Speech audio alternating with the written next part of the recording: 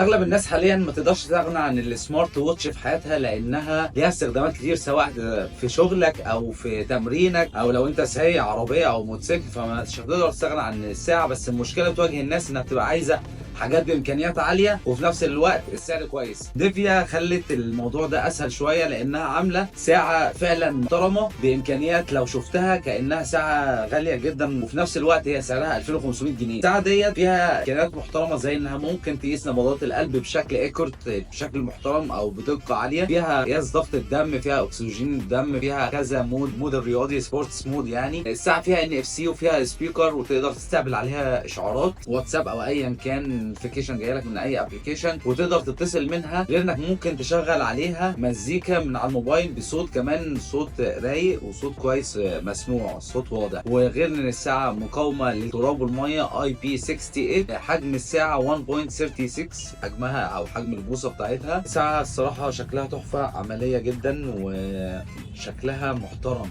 عاملين ماتيريال شكله الين. ولو عجبك الفيديو ما تنساش تعمل لنا لايك وشير وتتابعنا عشان تشوف كل ما هو جديد في عالم السمارت جادجتس. اشوفكم الفيديو الجاي.